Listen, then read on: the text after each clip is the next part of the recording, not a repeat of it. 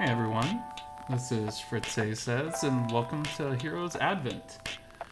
I'm really digging this intro song. Just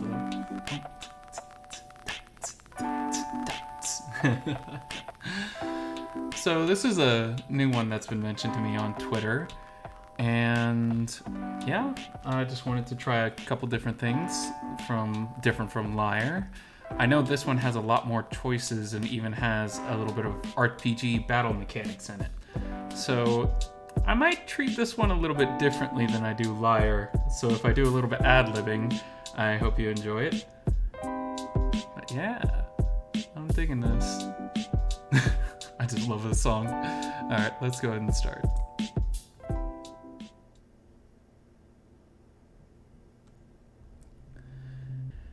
You begin to trip over your feet as you continue down the seemingly endless stone corridor at top speed. It was chasing you again tonight. You weren't sure what it was, but its overbearing presence had become a familiarity to you. To your right, the windows flash by, showing snapshots of a quickly decaying world. It was no safer out there than it was inside. A quick breeze runs across your skin as whatever it was had tried to swipe at you. The hairs on the back of your neck rise up in terror. That was new. It hadn't tried to make a grab at you. It had definitely gotten closer. You had never looked behind you to confirm. You just knew it was always behind you, and it was always in pursuit. A low growl calls from behind you, commanding in a gruff voice that weighed you down, slowing your pace as you hear it mutter. I believe the name of the MC is Dave. So let's go. Dave, stop. Dave. You stopped rumming, compelled to listen closer to this thing's call, and despite being ripe for the picking, it maintains its distance. It had stopped chasing you, but you were sure it was still there. Dave. It calls your name again. It stopped chasing you. You decide to... Yeah? Turn him to respond. You turn around completely to face your relentless pursuer, expecting either nothing but air or some lumbering nightmare creature that would explain its oppressive presence. To your surprise, it was neither. Only a short distance across before you was a tattered cloak fluttering where it stood. You eyed it for another moment as it remained suspended in midair. You almost breathed a sigh of relief before realizing that there was indeed someone or something beneath the cloak. Who are... Your voice is cut short, intimidated as you felt the piercing gaze beneath the cloaked hood. The figure beneath said nothing, locking eyes and where you supposed its eyes would be. Why are you following me? It remained unresponsive. You take a tentative step towards it, your curiosity now overweighing your fear, intrigued to see, for the first time, what had been haunting you night after night. It remained there, looming but unmoving, save for the fluttering cloak outlining its figure. You reach out for the hem of the fluttering cloak to pull it off the figure, only to have something tighten around your wrist firmly. Gah! Ah! You recoil in trying to pull yourself free from its grasp that held you in place. You can only writhe in pain as you try in vain to escape. The more you struggled, the deeper the pain dug into your flesh. As sudden as it began, you were propelled backwards onto the ground. Whatever the thing was, it had released your hand, but even still, the pain only intensified. Clawing at the burning sensation, you flinched as sharp, serrated edges scraped your fingers, blood pouring around them. The dark fragments glistened with your blood, like glass shoved against your palm, and somehow they continued to spread. From your wrist, it spreads quickly outwards towards your fingers, then up the length of your arm before ultimately engulfing your head. You didn't have a chance to scream by the time it had reached your throat. The figure remained where it was, the hood tilted down to watch you with its unseen eyes. It was the last thing you could see before the black shards completely covered your eye sockets. Be corrupt. Turn. Ugh. You wake up screaming in a cold sweat, opening your eyes to the darkness. Whoa! What is it? The familiar voice shakes you from the waking nightmare as a bright flash of light illuminates the room. You wince at being blinded by the light. It took you a few moments to regain your bearings to find yourself back in your apartment bedroom. You breathe a sigh of relief. Was it that dream again? Yeah, Carl. It was the same dream. You shuddered, wiping away the sweat from your head. I think it got closer to me this time. It actually touched me. Your hand instinctively reached towards your wrist. Not a single cut or bruise on it. This has been going on for a month now, hasn't it? Why don't you go see a doctor about it? He was right. The dreams had been plaguing you every night for the past month, that it was starting to cut into your waking life. Your job and your academic performances have begun to slip, which was all the more reason you couldn't stop now. Your body sobers up as you heaved a heavy sigh. Yeah, no. We can't afford that right now. We're barely scraping by on rent between classes already, right? I'll be alright. I just need some time. If you say so. You saw Carl reaching over to switch off the lights, but decided to leave it on for the time being. You lay back down, snuggling against your pillow to try and get back to sleep, to no avail. Every time you close your eyes, you see the dark halls again and the incapacitating rigidity of your arms. You know, I've been having trouble sleeping too. You turned your head to the opposite side of the room. Carl laid there, staring towards the ceiling. Oh yeah? Yeah. Just been thinking a lot lately about the future. Like, you know, what to do after college. Maybe I'd aim for a job that pays well. Trying to save up to afford my own things. Maybe start a family someday. You give a mocking scoff as you both laugh at the notion. Wishful thinking, I know. What about you? Me? Well, what would I do after college? Go back. Go back home? You repeat the words you hear whispered in your ear. Where did that come from? Go back, huh? What? If Carl didn't say that, then you sighed. Your mind must be playing tricks on you. The lack of sleep was definitely getting to you. I mean, yeah, maybe we should pay Pops a visit sometime. Been a while since we left him back at the orphanage. You're right. Kinda wonder how he's doing these days, or if he misses us at all. He didn't say much the day we left.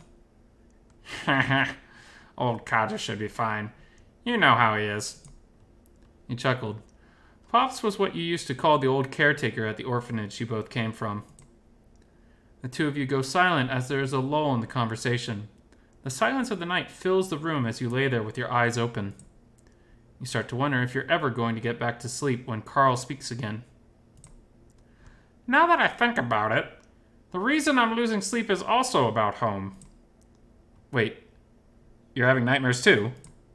Nothing as intense as yours, but it's been keeping me up for a while. Got me thinking about how I ended up there, and how we got here. Huh? Pops told me that my parents died in a car crash. I was too young to know what was going on. I still have dreams about that day. That huge ass truck from the side window. I'm sorry, Carl. I didn't... Yeah, it's rough. But we just have to face it and move on, as they say. Silence takes over once again as your mind wanders. Thinking on it further, you weren't sure about your future as much as your past. Well, Pop said he found me crying on the front porch one night. There was no sign of my parents, and whoever left me there, he tried to ask around for a while, but eventually he gave up. I see. Hey, maybe one day you'll finally meet them again. Who knows? Maybe, yeah. You looked through the window. It was still dark outside. You decided to hop out of your bed and put on your strolling shoes. Going somewhere? Uh-huh. I think I'm gonna head out for a walk. You coming? Yeah, nah. Unlike you, I have class at, 7 tomorrow. I'm going back to sleep. Alright. Good night, Carl. Yeah. Oh, right. Dave? Huh? Take it easy, okay? Things are only gonna get tougher next term. Better make the most out of your vacation. Yeah, thanks, Carl. See you tomorrow.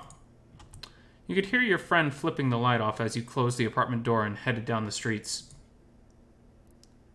You step outside of your apartment, throwing the top of your hoodie over your head. The weather wasn't particularly cold, but it never hurt to have it on. Your legs immediately take you in the direction of a small park, not far from the residential district. You've long discarded those thoughts about the nightmare now that you're outside. They've always faded rather quickly when you've left for classes either way. Your eyes glazed over as you went into autopilot, turning to the running trail and followed it through, now surrounded by a more comforting darkness dimly lit by the streetlights. As the last traces of the nightmare faded, your mind turned back to the conversation you just had with Carl, and the odd voice that had whispered into your ear. Go back. Where, though? The farthest back you can think to remember were the days at the orphanage, and that was the closest thing you had to a home. Maybe I should go back home. Maybe these dreams have been a sign? Carl's right. Things will only get harder from here on out. No point in buckling just yet. We got the next month off, too. Maybe we should get a bus back and see how our old man is holding up? Take a break from all this? Huh?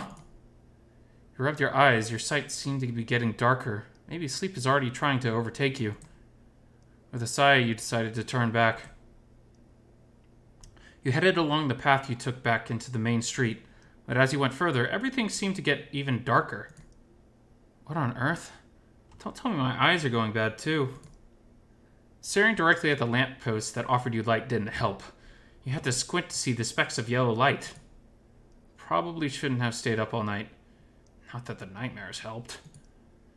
You sighed as a wry smile crossed your lips. On those sleepless nights, aside from catching up on assignments, you had often found yourself mindlessly browsing those furry forums, role-playing or otherwise. It had been a small comfort to you all these years, something that you and Carl used to bond over. The diverse characters and the range of products made from all sorts of craftsmen, from artworks to animations to stories and figurines. You collected quite a few as memorabilia, now tucked away in a drawer. Your smile faltered as reality came seeping back in. It was something you used to bond over before you both moved to the city to attend college. Ever since things began to get harder with higher education, Carl began to distance himself from the hobby. He'd already sold off any piece of his collection that you hadn't had the heart to accept from him. He still enjoyed the medium with you, just not as much as the heyday of your friendship. It had never created a rift between you, but without him there, it had felt isolating again, despite the many other people you had interacted with online. For the moment, you could only feel anger festering from within. Your throat felt parched from frustration as you screamed at the top of your lungs. And yet, the cry you expected was not there. Somehow you could not hear yourself breathe either. You stopped yourself while frantically looking around. Did you get so lost in thought that you wandered too far? The area was pitch black, the night sound drowned out by the deafening silence. No light from the stars or city skyline. The ground beneath you began to turn as you felt your feet pulled from under you. You couldn't hear yourself scream as you fell weightlessly into the ground. You braced for impact. Nothing. You strained your eyes, trying to make sense of anything. You seemed to be falling in place, just like how it was in those many nightmares. You attempted to scream louder as panic set in, only amounting to hollow squeaks as your arm flailed desperately in search of something to latch onto. Your wrist began to burn in the same place the creature had grabbed you once before. You couldn't see what it was, but it definitely felt all the same. This disguise. You won't fool the others any longer. First came the pinpricks, sharp jabs into your skin as if something was extracted from it. The sensation expanded into your hand, palm caked in dried skin and nails seemingly pulled out of your fingers. You desperately clawed at whatever was happening to you, scratching at the frayed strands of hair in your arms as it was extended upwards. You only stop when you feel a sharp claw dig into your arm. You recoiled in fear before quickly realizing it was your own hand clawing at you. Your other arm began to alter as well. Your shoes began to feel unbearably tight as your feet seemed to bloat and expand, your bones cracking and breaking, masked beneath the further stabbing extrusion from your skin filling in. Your struggling ends with you curling into yourself, legs pressed inwards, arms wrapped around you as a burning sensation burst forth from your torso, an agonizing pain as your heart beats erratically. A burning sensation in your loins caused your eyes to snap open as your hips and genitals twisted and contorted into new forms before returning into your body. Oh! Okay. You dug your claws into your sides, biting your lips as an unimaginable pain washed over your back, rapidly climbing along your spines up into your neck. At last you found your voice. You heard your screams of agony as you felt your skull crushed and stretched into painful shapes. Your scalp itches as the skin is stretched upward like soft flesh horns. The suffering felt unending. Eventually, a terrifying jolt shot through your spine towards your lower back, where bones and tissue seemed to poke outwards. Good. A worthy vessel. Now, come to me, child. You shall be my champion. The voice barely registered through the pain as a rush of air plunged you further into the abyss. You didn't care what it was or where it was taking you. You were sure that it would be to your death, your head deformed and body trembling in shock. Come to me. Come to me. There was a crack in the darkness. A different voice whispered into your ears this time. Crack, crack, crack! A rift began to break amid the void as a heavenly light pierced through the abyss. Its blinding radiance left you dazed, and yet you felt something pulling you towards it. Guided by the echoing call of this new voice, you mustered what little left of your strength to reach for it. As light overtook your vision, and a loud crackle filled your ears, for the first time in forever, you felt something other than pain. You felt the weight seemingly lifted as a warm breeze enveloped your form. You felt free. You must be in heaven now, though everything felt heavy again as the blinding light dwindled.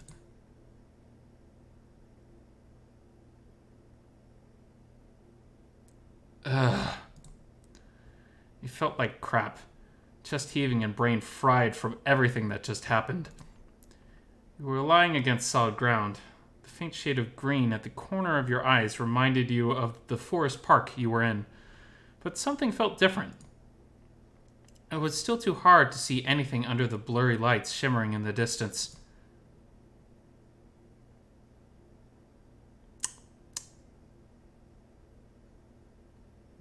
I'm gonna go back. Isekai and Bunny Girl. Classic trope. Oh, thank goodness! I managed to find you! A brown, elongated blur enters your field of vision. You can barely make out the shape from the person standing above you. After squinting for a moment, you can make out the shape of a woman, a bunny woman, like those in the drawings you had seen. You weakly reach a hand out to her. She takes it in her warm, furry ones. You hissed, the slightest contact reigniting your wounds. Are you real?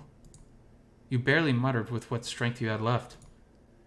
If this really is heaven, then she must be an angel sent from the world beyond to guide your soul through.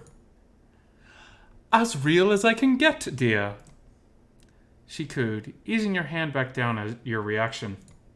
That's so cool. I'm wounded. You could only think of those words when your vision darkened entirely, head slamming against the ground.